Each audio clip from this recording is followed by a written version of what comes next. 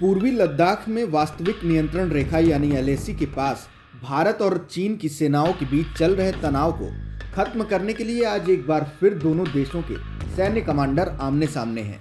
दोनों देशों के बीच कमांडर स्तर की बैठक शुरू हो गई है। ये बैठक चीन की तरफ से बुलाई गई है।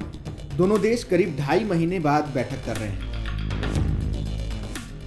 भारतीय सेना की तरफ से लेह स्थित 14वीं कोर के commander lieutenant general PGK Menon, जबकि चीन की तरफ से पीएलए के दक्षिणी झिंगयांग डिस्ट्रिक्ट के कमांडर इस बातचीत का नेतृत्व कर रहे हैं। दोनों देशों के बीच ये बैठक एलएसी पर चीन के मोल्डो बीपीएम हट में चल रही है।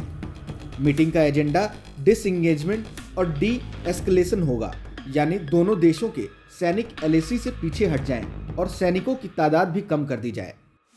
बताते चले, इससे पहले 8 दौर की बैठक के बाद भी भारत और चीन के बीच बात नहीं बन सकी थी, जिसके बाद दोनों देशों के बीच कोर कमांडर स्तर की बैठक लगभग बंद सी हो गई थी। पिछले करीब 2.5 महीनों से दोनों देशों के बीच कोई बैठक नहीं हुई है।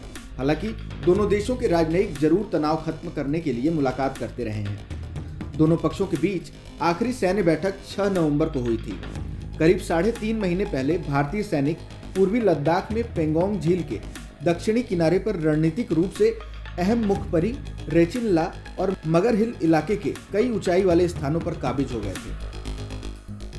रक्षा मंत्री राजनाथ सिंह ने शुक्रवार को कहा था कि भारत सैनिकों की संख्या में तब तक कमी नहीं करेगा जब तक चीन यह प्रक्रिया शुरू नहीं करता। हालांकि उन्होंने बातचीत के जरिए समस्या का हल निकलने का भरोसा भी जताया।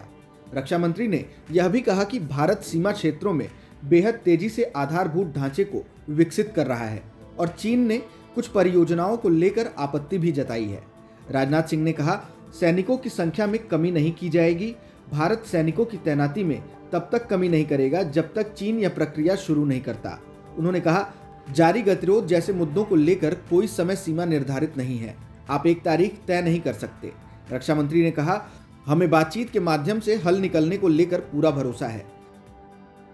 अरुणाचल प्रदेश में चीन द्वारा गांव बसाए जाने की रिपोर्ट को लेकर राजनाथ सिंह ने कहा था, यह सीमा से सटा हुआ है और इस तरह के बुनियादी ढांचे को कई वर्षों के दौरान विकसित किया गया है।